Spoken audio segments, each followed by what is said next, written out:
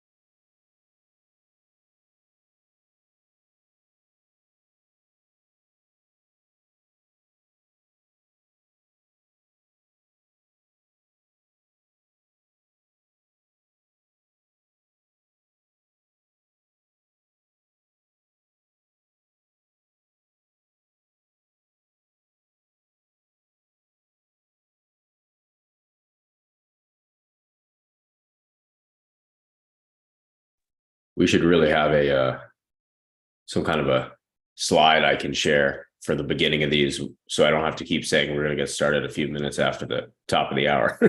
We do this every time.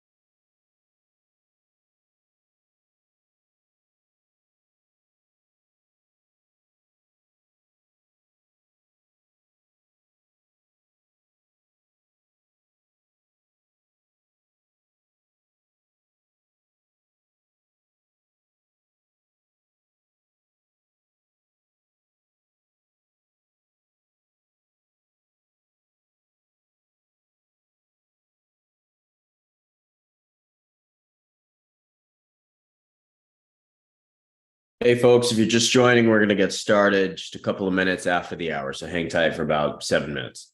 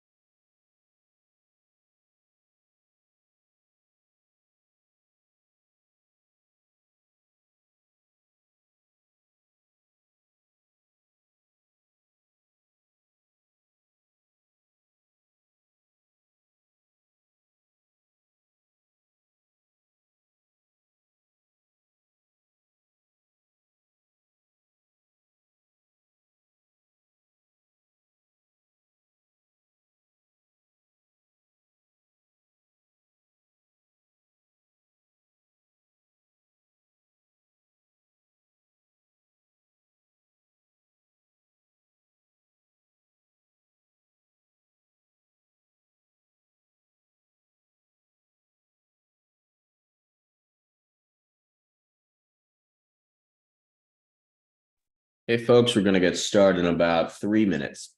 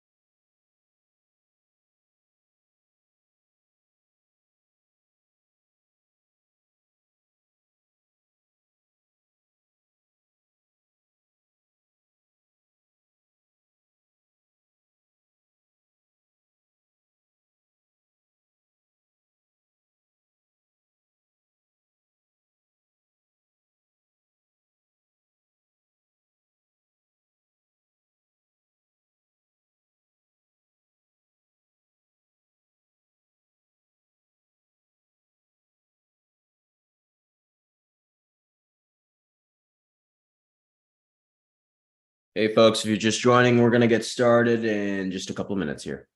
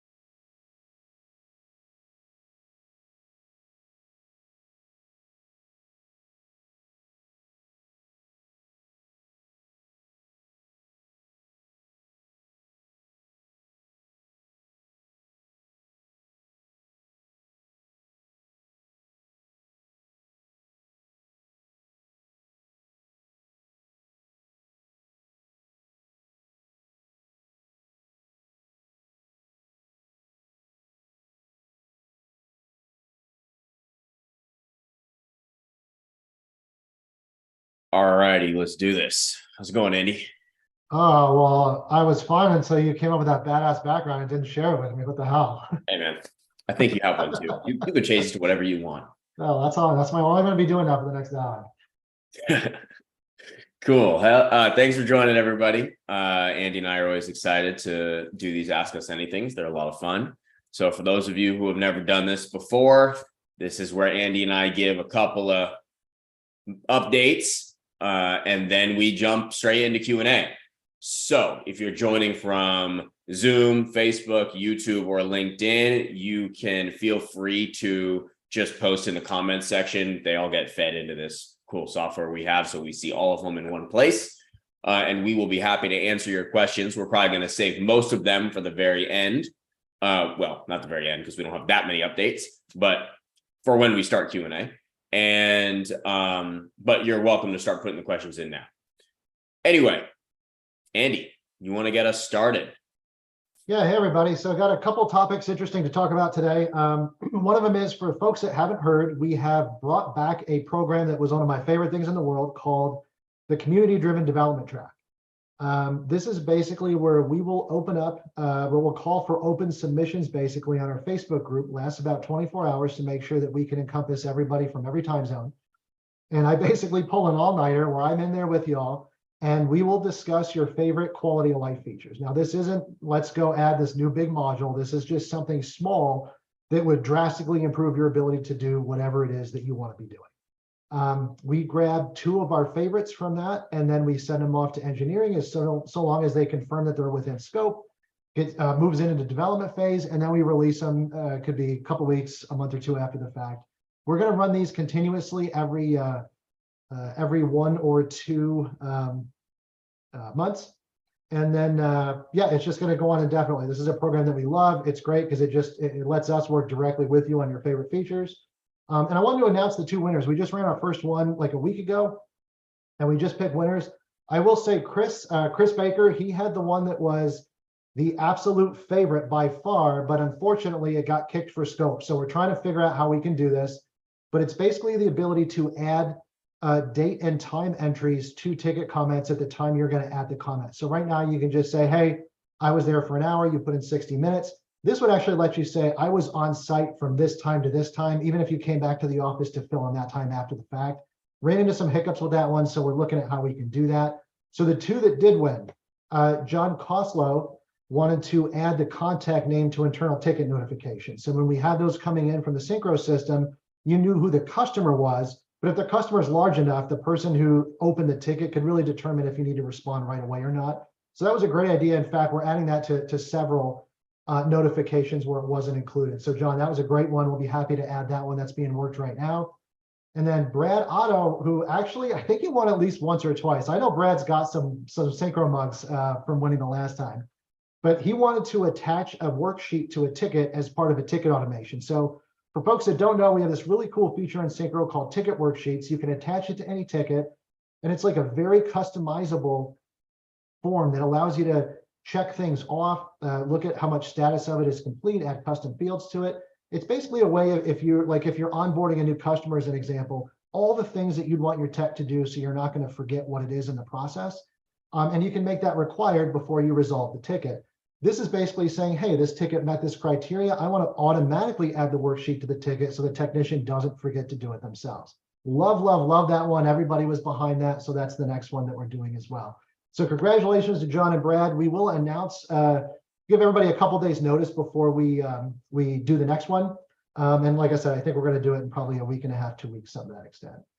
I've got a feature release I want to show everybody. Oh, Ian, can you enable screen sharing? Indeed, 1 second. This came out last week, and for folks that don't know, I really want to show this one off because this is a super cool one that came from the community as well. Second here. All right. So what we did was we always had this one here. This is our asset save search filter. And you could say, hey, I want to see all the devices that haven't checked in for X days.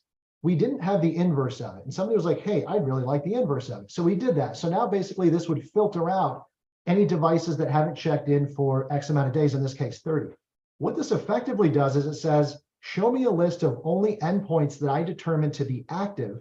And the active can be based on how many ever days that you define here. The reason that's super cool is because then you can take it into Syncro's dynamic recurring billing system. And we have all these different things that we can dynamically count for, one of them being endpoints. So I'm going to go ahead and I'm going to say, hey, I'm going to bill you for endpoints. I'm going to bill you $150 for every endpoint. And then you can actually feed an asset save search into the recurring invoices. So I grab my one that says active workstations. And now this is going to use that saved search filter that I just created and only bill for active devices. So if you guys have customers that may have contractors that come in, or they may have devices that aren't in service at all times of the year, now you can fairly bill your client just for what's active within any given month. And you don't have to go looking for that. You don't have to count it manually. We're going to do that for you. So if this month all 10 endpoints are active, great, it bills for 10. Next month, if 2 of them fell off and they're no longer active, it's just going to bill for 8. That's one of the really cool things about Syncro's billing system, is that all of this stuff is billing automation, handling it automatically for you. Now, the last 2 things are 2 features that are going to be released today. These again came from the community. This one, I got to be honest, I don't know. This has been in the system longer than I have. I don't know what it does or why it's here. I just know we're getting rid of it because it didn't make a lot of sense. When you have an override for an item for a customer, you can go into a contract and you could say, okay, labor is going to be $100 for this customer instead of $125. Maybe they're a nonprofit or something like that. We would always add this text and basically prepend it and say discounted per contract. This is really confusing for customers. They just want to know they're paying labor. They don't need to know on every single one of these. So basically, when you add it now, it's just going to remove that text. And I know there's been a lot of talk about that recently, so that's going away. And it'll basically work. Well, live demo didn't work, but it's going to add it, and it's just going to say labor or whatever you're adding. It will no longer show that it's a discount per contract or anything like that. This one's a lot more interesting. This one is our missing patches by KB report. This has existed for a long time. Great report, shows how many endpoints are missing any given KB number. Now, I was disappointed to find out that MSPs don't have every one of these KB numbers memorized in terms of what they are. So we're like, cool, let's go ahead and add the title for them. So this is a great suggestion. This should have been here from day one. Super glad we got this added, because now you can see exactly what it is and how important it is before you go trying to look up every KB number. So both of these will be live later today, I guess, probably within the hour, and we'll throw up stuff in the community, letting everybody know that they're available now. So thanks to everybody who chimed in on those suggestions. Great stuff we got going here. I'm surprised to know that you memorize all the KB numbers and what they're for. Right, I just figured it was everybody, but it was Yeah. apparently. All right, next up. I just want to highlight a couple of things in case you missed them. Number one, on our blog, we released this blog post, which is a bit of a summary of the things we did in Q1 of this year. So you can kind of, if you miss any of these things, you can go and check out this blog post. I will paste the link right now. But you can, you can go check this out and catch up on anything you might have missed. Everything from revamping scripting to UI UX stuff, which I'll jump into in a second. New support portal, VAT, QuickBooks and Zero improvements, a bunch of things. So these are some highlights that you can check out on the blog. The next thing I wanted to highlight is a post in the community forums. Again, I will paste the link. And this is specifically talking about the UI UX refresh. And walking through some of the changes we made and why. There's a bunch of interesting comments in here, and we've responded to those. So I think this is really cool to check out, just so you can see what's different, and we're keeping it updated as we add more things. So that's fun. You can see how many comments there are, and we've been interacting with folks and changing things based on feedback. One thing that I want to name here is that in the product itself, we've been having these little pop-ups that you can click to give us feedback on some of the UI UX enhancements.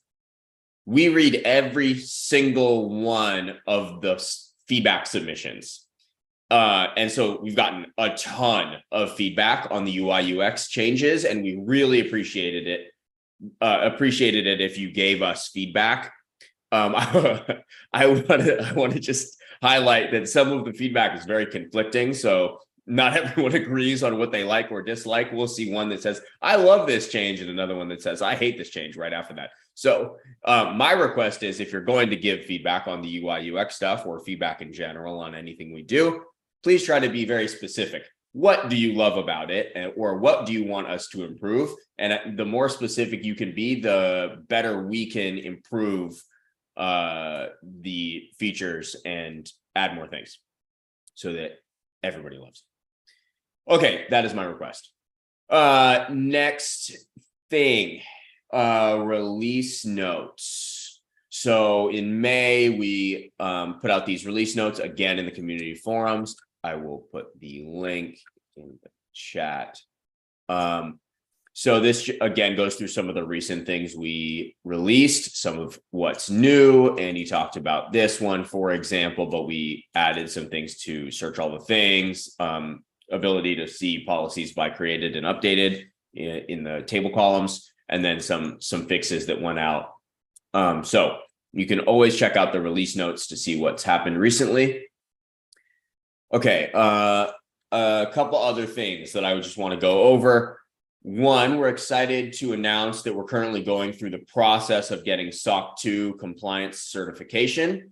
We estimate the completion date will be in August, as we're going through and getting that certification. If you're interested in learning more about that, you are welcome to reach out to sales at syncromsp.com. You could do that today and just ask if you are curious or have any questions about it.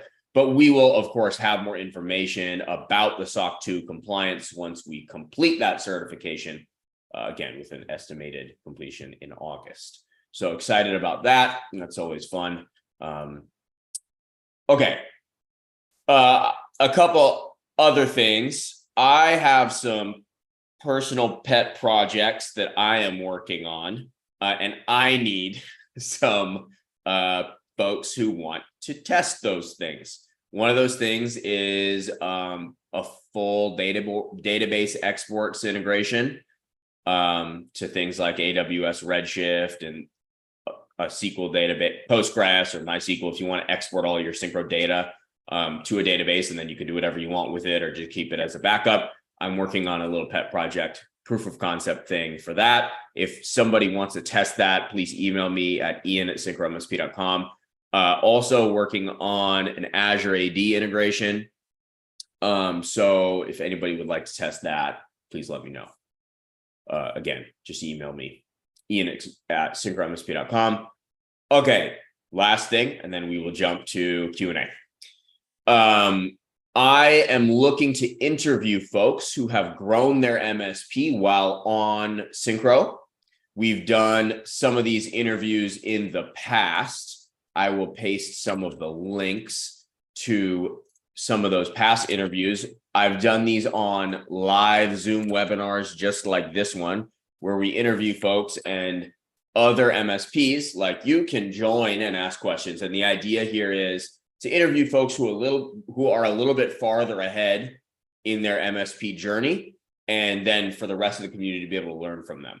So if you feel like, hey, I have grown, I started at 3 people and now I have 10, and I'd like to share some of my wisdom, please email me and we'll get you scheduled. I'd love to interview you and send you some swag or something in return.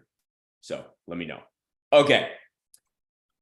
That's our list of updates. Let's jump to questions. I haven't looked at the questions yet. Yeah, I'll take some ones from Zoom. Tom's asking what's happening with the Watchman integration.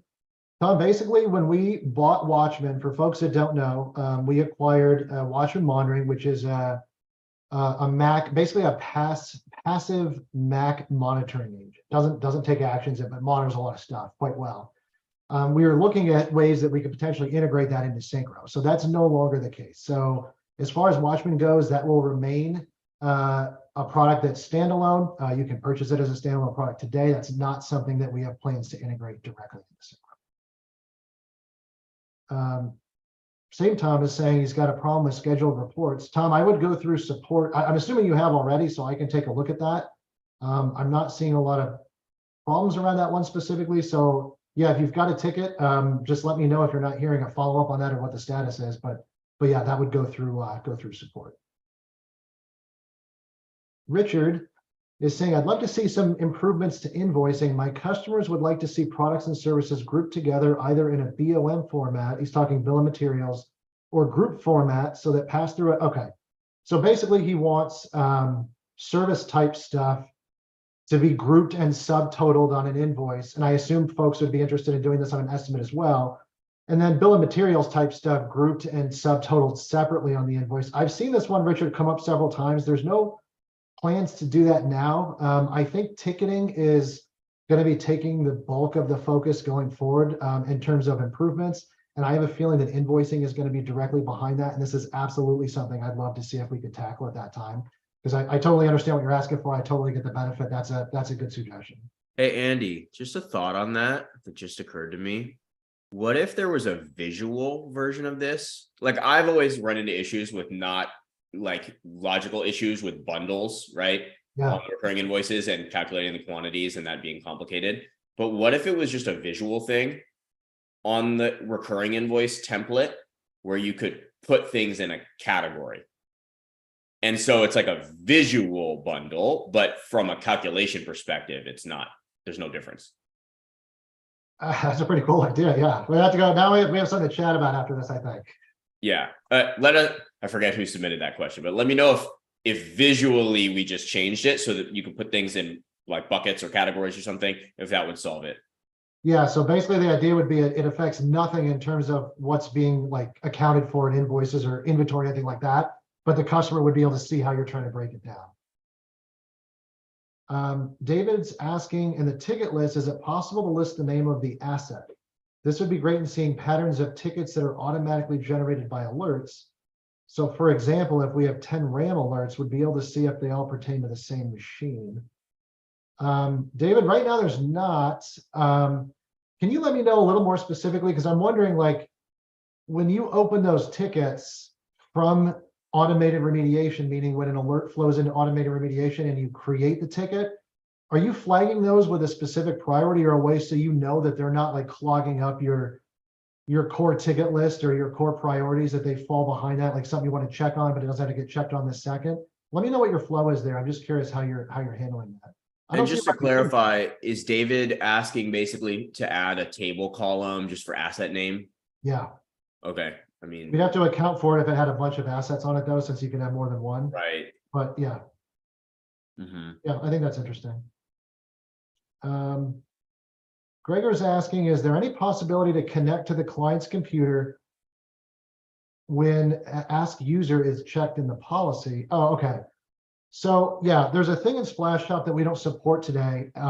We do support attended access, meaning if you want to do unattended, you could just set that up in the policy for Splashtop and just access the machine whenever you want for any reason.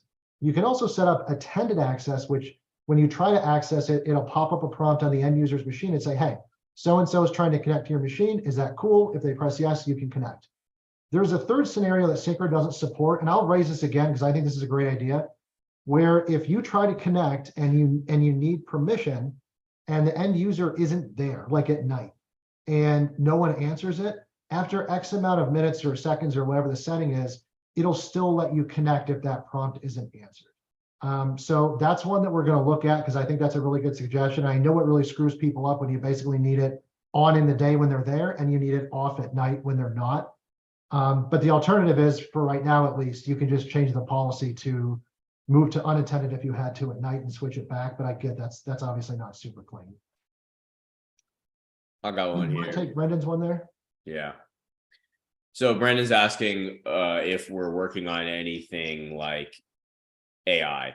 I mentioned pet projects before, and I definitely have a pet project with AI that I am personally working on when my 1-year-old son goes to sleep. And it's actually pretty cool right now, but it's too early to share with folks because I have a lot of work to do.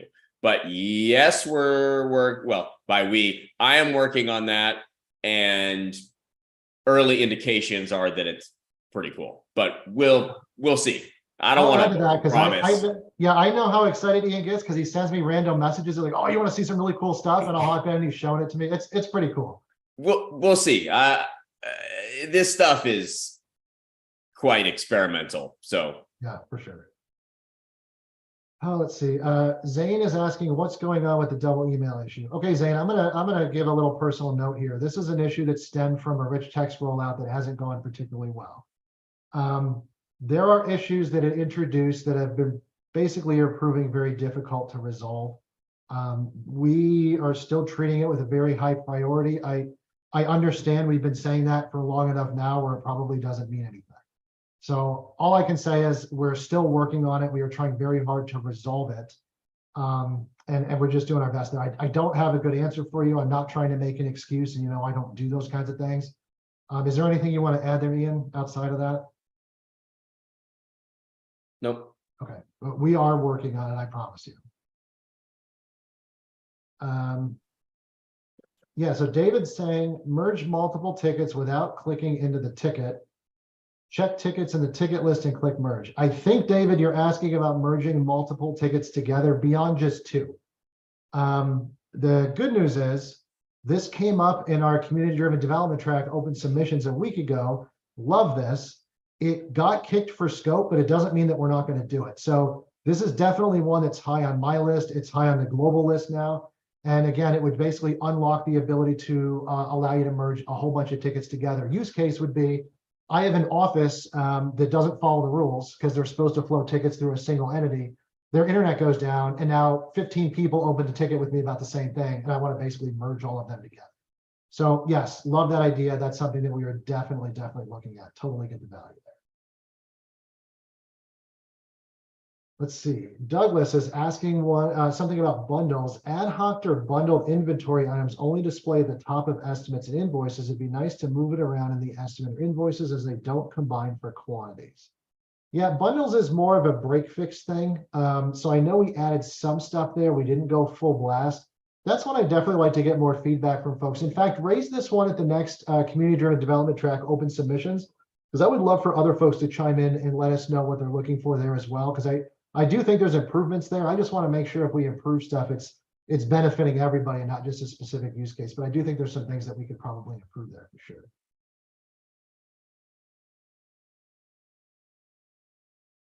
I had a question from Brendan. Can you please never associate yourself in any way with Kaseya? We have no plans to do so. I probably shouldn't have even mentioned that question. It's all in good fun. Can we get an option to generate late charges? Actually, Ian, do we have an option for? I thought we had some option for. Yeah, there's yes. Hold on.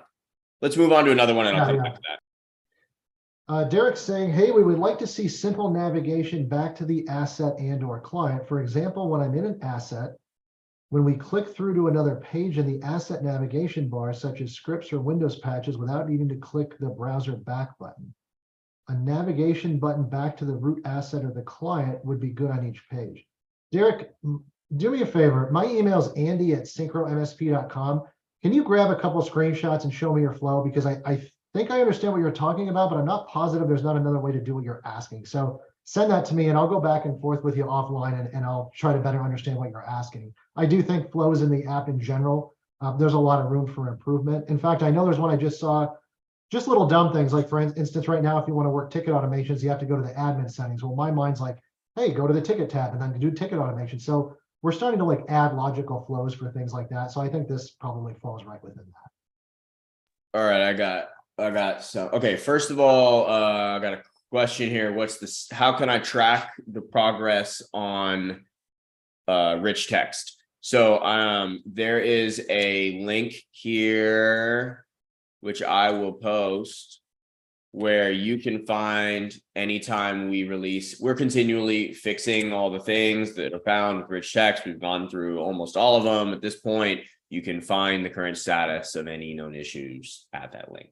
Let me also address the question about late charges. So let me share my screen really quick here. If you go into the admin section and you go to payment terms under invoices, you can create a new invoice term and it's just say like late fee is the name. And you can say, this is based on the due date of the invoice. So if it's more than 30 days late, you can add either a flat rate charge, or, you know, if you wanted to add like a 2% charge or something like that, you could do that and it'll automatically add a late fee. I assume that is what you were looking for, but let me know. Douglas is asking about splash top patches. Sorry, my screen just screwed up here. Let me go back to that one. When do we anticipate receiving the patches from Splashtop organically, or is there an easy way to patch through scripts without taking a lot of time to prepare? So what Douglas is talking about is on the most recent version of Splashtop, they have some kind of issue with logging, and it's choking AV and it's consuming a lot of resources and screwing up some stuff. Splashtop, for all of their updates, because they're so big, they have like this 3-week window where they basically break down who's going to get updates when, and it's somewhere within that 3-week window. Douglas, if you go in our community script library, there is scripts there, and there's been a lot of talk in the communities recently about this as well, to force updates in your Splashtop agents so they will update the newest version. I think it's like 3.5.8.0 or something like that. And the affected version was like 0.6.0, something like that.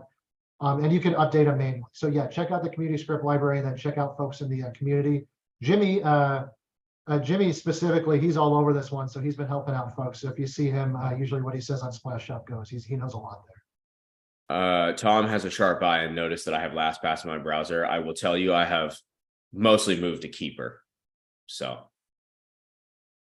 whatever, Tom. Lots of people chiming in on the multiple ticket merges. Yeah, so I hear you guys. I really want to see that too. I totally get the value of that guy. Let's see what else we got. Is there any progress on active idle status on endpoints? That's not something we're actively developing right now. What they're talking about is whether or not the user is physically at the machine or not, to know if it's kind of safe to log in. It's something we'd like to do at some point. It comes up every now and again. It's not really high up on the list, to be honest with you. So I wouldn't expect to see that one anytime soon. But it is something that'd be nice to have. I agree. Go in here from Tom again. Do you know of a service or company that would help build out a website that fully integrates Syncro to take advantage of various features, including mailer campaigns? I do. There are a few, and I will paste the link to all of them. And all of them, I think, have basic integrations with Syncro. So I'll put those in the chat for you, Tom. Vaughn is, okay, I need to make sure I understand what you're saying here, Vaughn. You're talking on ticket custom workflows. Is there a way to apply one or more custom ticket workflows to the process used to create a ticket from a lead? If so, is there a way to create this based on the type of ticket, etc.? There's not. And Vaughn, honestly, this is another thing that I would really love to sit down with a whole bunch of MSPs and discuss, because between ticket type, which is effectively a group of custom fields, ticket workflow, which makes the ticket layout different, and then ticket worksheets, it really feels like to me we need what I would call a ticket type, but more like a ticket an asset custom type, like where you have a printer and it just has all the custom fields applicable to a printer. I would love it if you just said this is a network ticket and you had all the layout and all the fields that you wanted, custom or otherwise, for that. That's where my mind keeps going, but I think that other people have differing opinions there. So at some point, Vaughn, I'm going to spin some up in the community and let's try to hash all this out, because I do agree that there's a little bit too much crossover between these different things, and I think it could be cleaned up in a meaningful way for everybody. But as of today, no.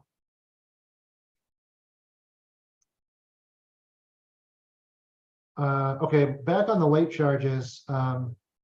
Generate late charges on a separate invoice from the original.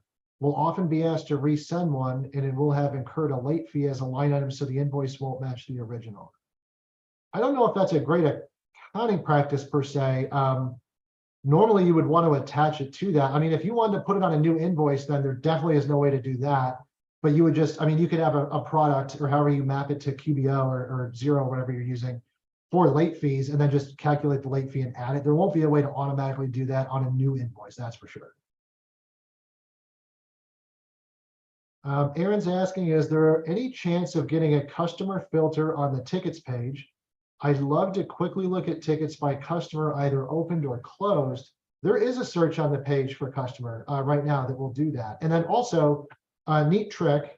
Let me share my screen here, 1 second.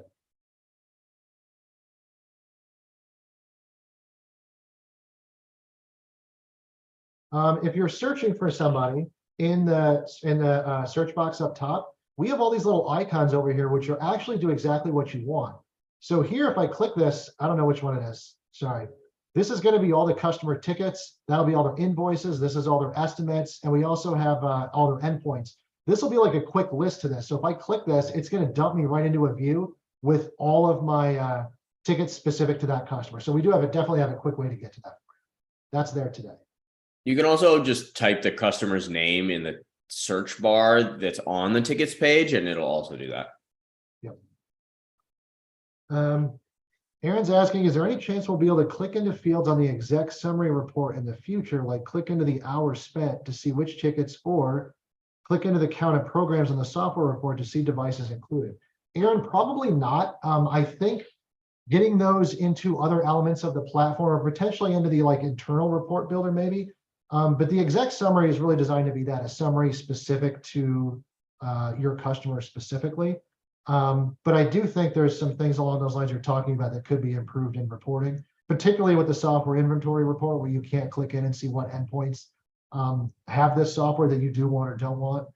So that's definitely something we're looking at as well.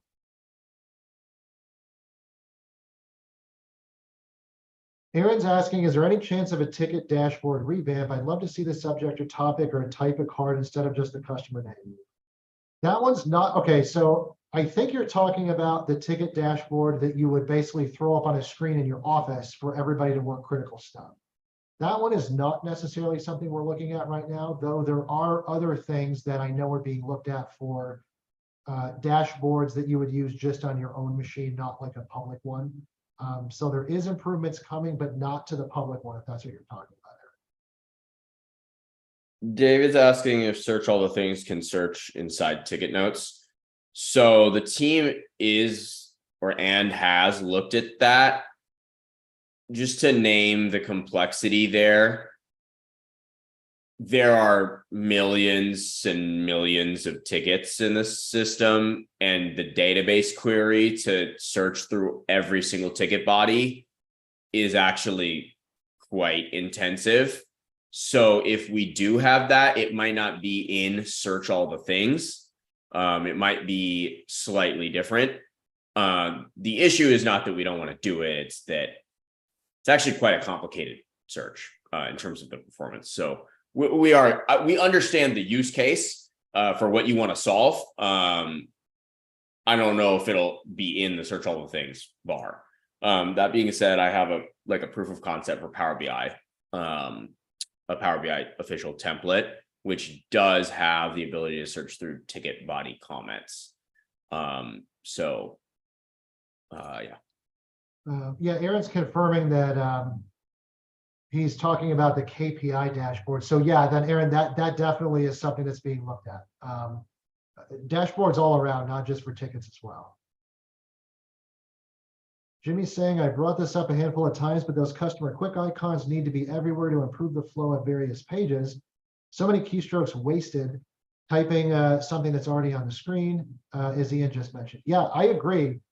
And that's definitely something being looked at too. In fact, Jimmy, that I know you suggested that in our community-driven development track recently, and spoiler alert, that is in the top 10. So it's definitely something I would like to see as well. Just quicker, easier navigation between common records in the platform, 100%. Marcel's asking, is there a way to create a report that contains a search of all clients for a certain brand of mainboard? Example, Gigabytes have a new backdoor vulnerability in some of its firmware. That's a good question. I think we track that. Ian, if you want to pick up another one, I'm gonna look at this really quick. Sure. We got a question from Aaron. He says, given what the documentation tab does and doesn't do, how would you use it if you're running an MSP still? Doesn't seem like it's supposed to be on par with Hoodoo or IT Glue, but I don't really understand what I'm missing. Yeah, I agree. I mean, I think it's probably like 60-50% of what those do. And I think if you really want to get deep into documentation right now, I would use something like a Hoodoo and just integrate it with Syncro. If you just need basic kind of wiki stuff, then it's totally fine to use what's in Syncro. And at some point we may look at improving that. Doesn't seem like the majority of the requests are in that area of the product. So we haven't been focusing a ton on that. So I don't think you're missing anything. I think it's just hasn't been a huge focus based on what folks are asking for. Yeah. Okay, so to go back, Marcel, to your question, this is an asset safe search. Not a lot of people know this, and honestly, this does not look awesome. So we really need to retool this to make it a little more logical in here. But if you go down to the bottom, you'd say, okay, my asset type is a Syncro device. That's any of your endpoints with the Syncro agent installed. Then you can add property conditions, and this is like custom fields and a bunch of other stuff. There's going to be one for motherboard manufacturer, and you can probably do, I mean, you'd have to test this, but I think you could probably do something like this and then search for that. And I believe this will work. So try that. We do have this functionality today, so that should work for you.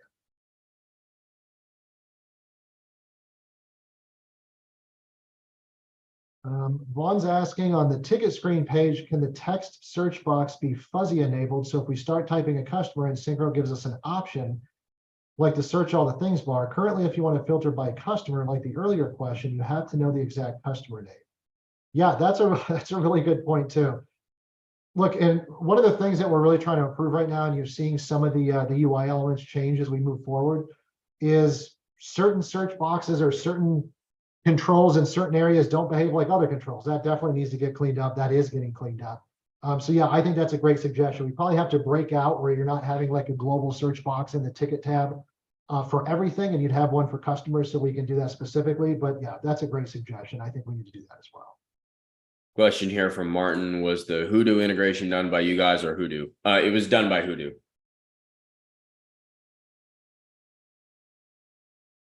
Somebody on LinkedIn saying, if I deploy Syncro on an endpoint, is there auto discovery for other endpoints on the network? There's not. We did play around with that a while back, and the auto discovery isn't difficult, but the actual deploying, like automatically installing the agent, became impossible because the default fireworks settings on Windows 11 machines don't allow it to be deployed over the network. And you basically need admin credentials and a bunch of stuff like that. So if you already have that, chances are you're just installing it over GPO or something like that. So it's not that's not something that we're looking into at this time. Let's see what else we got here. Yeah, a bunch of stuff about Kaseya sucking. So yeah, I agree. Is there a way to refresh the screenshot when on the endpoint page? It automatically updates, and I feel like it's every minute. Yeah, it is. So yeah, I mean, it automatically updates once a minute. Yeah, I mean, that one's purposely low resolution because it's just designed to let you know if somebody's actively doing something, not really show you what's on the screen. If you want to get on and not necessarily have the customer know, we obviously need a specific use case for that. But if you go into the backgrounding tools, there's one that says remote desktop. This is our backup remote access product, works over the web. You can basically just click that and see what's on the screen at the time, and it would be a higher resolution live image of what's going on. So that's an alternative too if you want. Question from Aaron: what area of Syncro do you think most MSPs are underutilizing? Easy. Invoicing.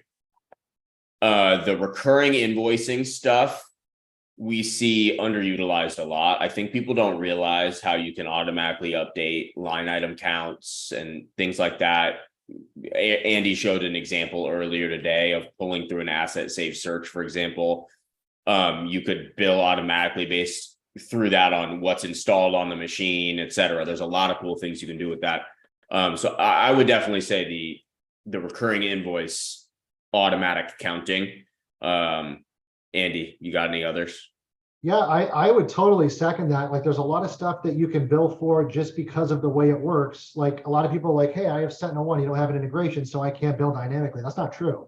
Because you can bill against a saved asset search, you can easily say, hey, show me all the endpoints that have SentinelOne installed, and then count them, and then just bill your $10 a month or whatever it is per endpoint for SentinelOne. There's really like no limit to what you can do. I think the other thing I'd probably say is automated remediation, and that's primarily because Syncro does that differently than every other MSP platform on the market. Everybody wants to handle monitoring and the remediation of that monitor in a policy at the same time. And that kind of sucks because it doesn't work at scale. If you've got even just 100 customers and you need different policies for all of them, and you decide that you want to start remediating a specific thing that you saw, which happens a lot when Microsoft bombs a patch, or just like somebody was asking earlier, hey, Gigabyte has this new vulnerability. Well, now you have to go change 100 policies and remediate them differently. We take the remediation component out. So a monitor will generate an alert. Automated remediation is this completely separate component.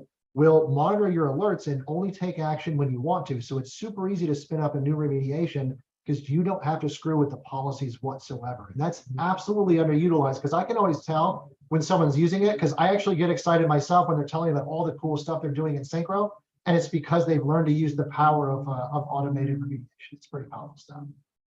Got a question here from David. Would it be possible to have ticket automations update more frequently? I believe it is currently 60 minutes. Also, it would be great to have the automations fire whenever a ticket hits a particular status. Yes, we are working on that. Vaughn's asking, suggestion to have Splashtop deploy on client computers without all the desktop shortcuts.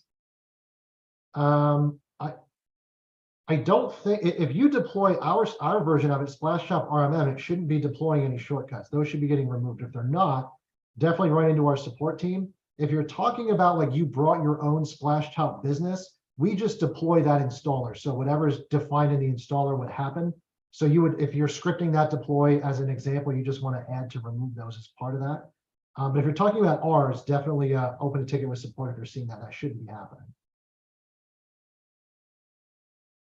Zane's saying something I ran into recently is that ticket automations can't access scripts. Yeah, Zane, I'm kind of curious. It sounds like you might have been coming from Pulseway or Kaseya, because I know that BMS is kind of famous for being able to run scripts through ticket automation. So you can run scripts through automated remediation, but you can't as a ticket automation. I actually think that'd be pretty cool. It's a little bit risky because obviously some things could trip automations in an interesting way if you're not ready for them. But I think that's a great idea. So if you want to jump into the next community-driven development track, our open submissions, and add that, because I actually think that's a pretty cool idea. Ian, what do you think about that one? Yeah, I mean, usually you go the other way. You'd have an automated remediation, run a script, and then create a ticket. But But I could see if you had a ticket automatically created, for example, from like an email from a backup solution, maybe, and it's like failed backup, and that comes in as a ticket. It doesn't come in as an RMM alert because it was an email. I could totally see that. Yeah, I remember, like, as an example, we had like an Exchange server that we were looking to replace. It was when everything was impossible to get after the typhoons or whatever over in the East. And so we had like a script that somebody could trigger on their end, and it would have been to kind of keep this thing going, the service that kept failing. In the meantime, would be super cool for them to just email in and it automatically does it for them, and it kind of like keeps tracking that for them or trapping. I think that'd be a cool idea. Yeah. Douglas says, please keep the ask us anything to this time frame. It's very helpful for me to join. I hate to break it to you, Douglas, but no matter what time frame we pick, someone's mad at us. It's just how it is. But let's get to Douglas's other question. How about multi-monitor support for Splashtop for RMM? We are working on that. It's actively happening. Okay, Zane's saying you have to have an asset online in order to do it now. Well, if you're talking about scripts, you'd have to have an active asset online to run the script, but that's not necessarily true, Zane. So the way our scripting works is when you run a script against an endpoint. So I have lawn guys outside, they're super loud. Can't hear anything. Okay, great. It will go into a queue. And so basically, if the asset's offline, it will go into a queue. And when the asset comes back online, it will go ahead and run. You actually have the option to skip that too if you want. So if you don't want that behavior, when you run the script, you have a toggle there to skip offline assets. So you can absolutely run scripts against offline assets if you wanted to. Got a question here from Martin. Any tips on how to build Office 365 licenses without PAX8 integration? So that's why we're working on an Azure AD Sync integration. So that's one of my pet projects. Because if you were to use that, it would pull in license information from Azure AD, and then you'd be able to bill against it in Syncro.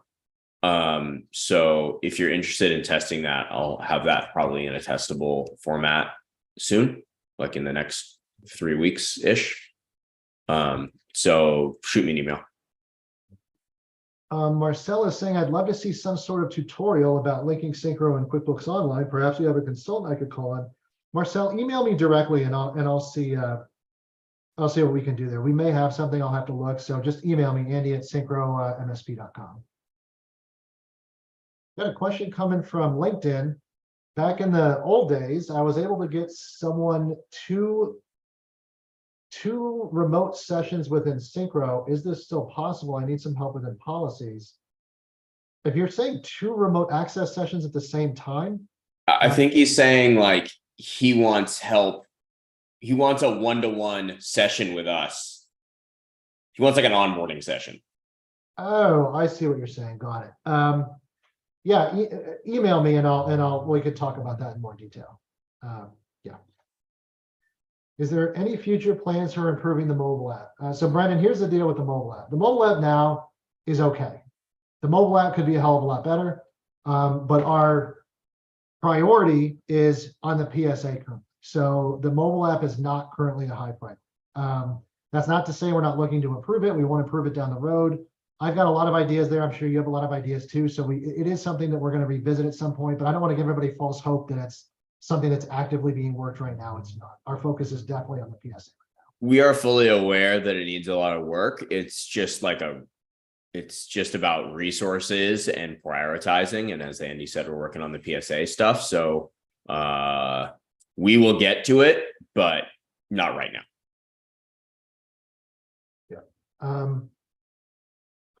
Jimmy's asking, why is the asset contact not indexed in the search all the things? I had to create a script to make the assigned contact and writes it to a custom field in order to search it. Jimmy, that's a dumb thing. So yeah, I'm gonna go talk to folks about that because that is kind of weird. It would also be nice, and I know people have asked this, if you were in a customer looking at a specific contact, it'd also be nice if it listed their endpoints for that contact as well. So yeah, that's a really good call out, Jimmy. I agree. Let's see what else we got here.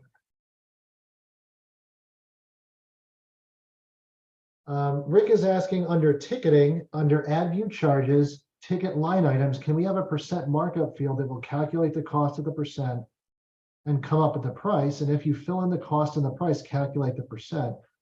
We could, Rick, but can I ask you what the reason for that is? Because normally that's a section for a technician to add stuff that they physically added to the ticket. Like, hey, I went on site, I had to replace this router, or this Wi-Fi access point or whatever. And normally you don't want them changing those prices on their own, but you do have those fields obviously in the product when you're setting the cost of the product. So let me know specifically what the use case is. Like, why would you want to be changing that or have your text specifically changing that on the ticket directly? I'm curious what you're thinking. Kyle is asking the ability. Okay, so he wants the ability to allow Screen Connect as a default app when clicking in the asset. Okay, so right now in the asset records, we have a remote access button. When you click it, it uses our Splashtop integration by default. There's a drop down that will include TeamViewer, Splashtop for Business, and Screen Connect as third-party apps. So Kyle basically is saying, hey, can you just make it when I click that, it uses this. Kyle, I actually love this idea. I don't think it's super hard for us to do. So raise that in our next open submissions for quality of life stuff, because I think that's a great idea. And I get it. It's one extra click. It's one extra click you shouldn't have to make. So I like that idea quite a bit. Cool. Okay, Rick is saying that's exactly why we don't stock parts, so we do not have an inventory. We use one miscellaneous part number and we fill in the details and price on the fly. Okay, Rick, I got to admit, that's as you grow, I don't know if that's going to be scalable, and it really allows for some accidental fat fingering of prices and stuff like that. So I don't know if we'd be adding it based on that use case. But like I said, if you have others, let me know. And if other people disagree there, chime in. I'd like to hear what you think as well. But I would definitely look at, tracking inventory to some degree, because again, I'm not sure it's the best idea to have like technicians manually entering in prices on their own, or having to constantly go to you to have you tell them what the price is. I think that's probably just going to blow a lot of time for you. Comment from Richard about the Azure integration, bringing in customer contacts. That's the idea. So yes. And then a comment from Aaron, is there a way to use Zapier or something else like the API to get the Syncro system to send out a text message when a ticket is updated?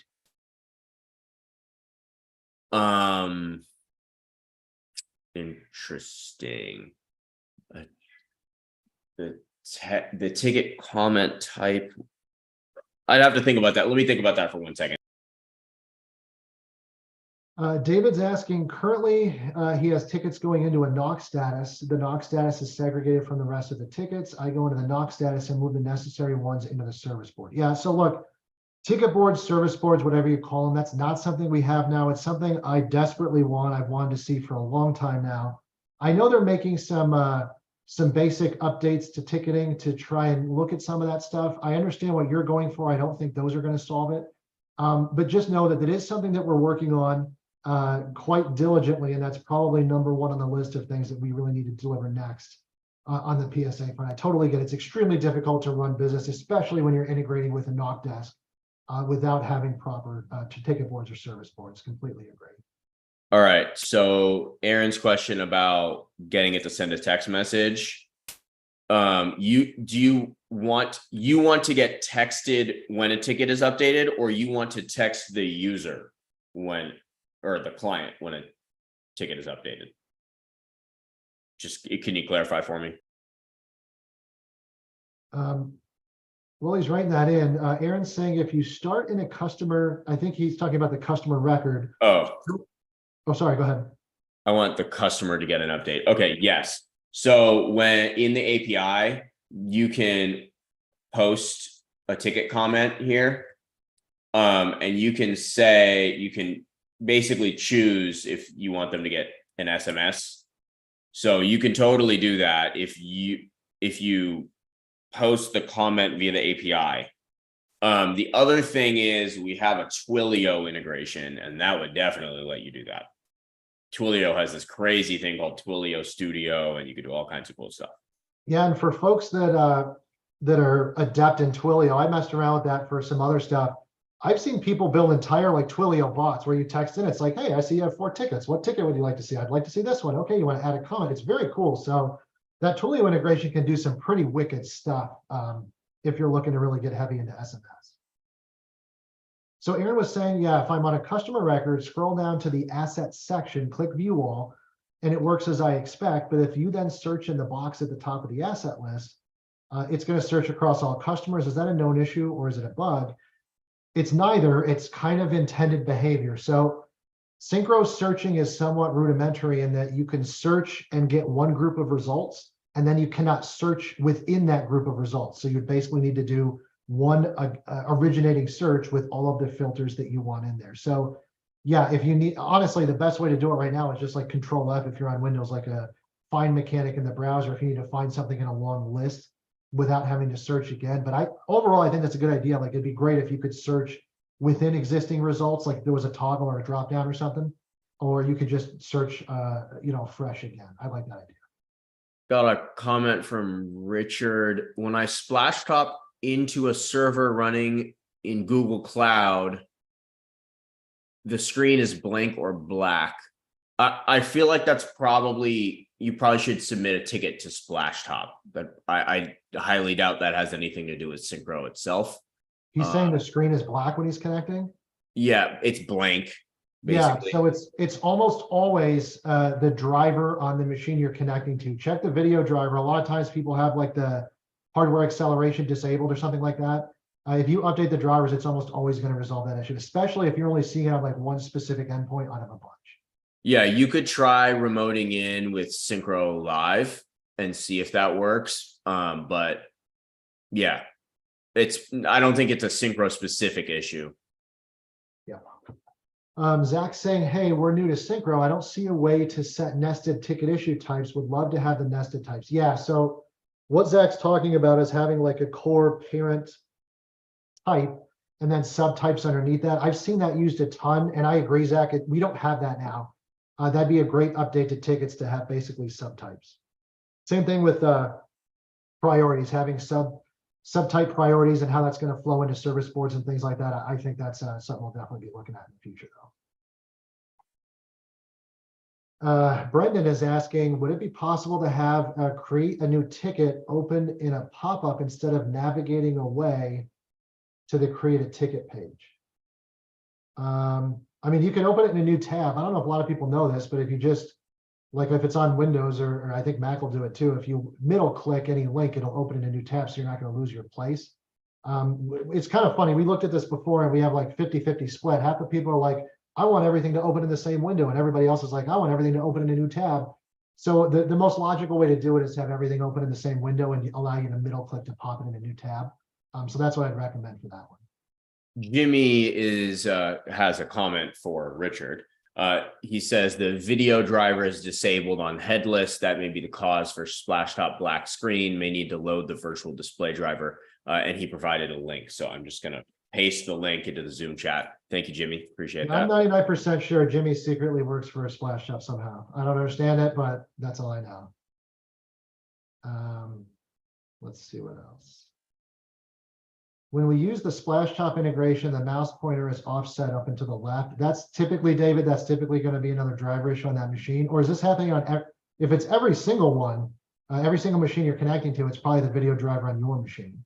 I can't think of any other reason that would happen, but ask Jimmy because we have a Splashtop employee here. So Jimmy, What do you think about that one? David's asking, when an invoice is emailed, we sometimes see an email invoice contact as well, or something checkbox. I cannot figure out what it does. When I send out invoices, I always want to send it to the invoice contact. Okay, so here's the way this works. I can share this really quick. So everybody knows when you are on a customer record, you can set contact information. So this can either be the main customer contact, or if you had individual contacts, so you could also assign this there. You determine whether you're going to receive billing emails, marketing, and reporting emails. And the idea is that you don't want to have to go send a report and then go look up what 5 people in this company at 20 need to get this report. Same thing for emails. So when you create an invoice and you're going to send it out, when you go to email it, oh, that's an ad hoc, I'm sorry. Where is, you know what, again, live demo, sorry, but there's a way you would email from this section, and when you do, it's going to pop up a modal, and it's going to ask you if you want to send it to somebody else. If you don't include anybody extra on here, it's only going to go to the people that you have physically designated as the contact. That window is more for like if you decide this needs to go to someone else, or you've got like an accountant who's asking you for auditing information on behalf of the MSP, and you need to send him stuff too, but you don't want him as a contact in the customer. That's the reason it works that way.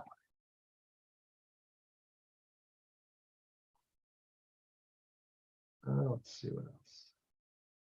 Oh yeah, so did you, can you grab this link from Jimmy and add it to the chat? Yes. David, Jimmy's got a link for that one too. Jimmy, what a helpful guy. All right, what else do we got? Somebody's saying, hey, just as a side note, we're using Syncro Live's remote access, and it's pretty bulletproof for us. Yeah, a lot of folks don't know, but we have that remote desktop in Syncro Live as a backup, and it works pretty good. Doesn't work as good as Splashtop, but again, if you're having some kind of issue, it's super easy.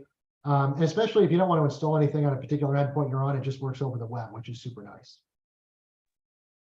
Okay, we are at the top of the hour. I think we're probably good, right? Yeah, I think we knocked off everything. So yeah, again, if we missed your question, save it for next time. If small quality of life features, please engage with me specifically when we throw up that next open submissions.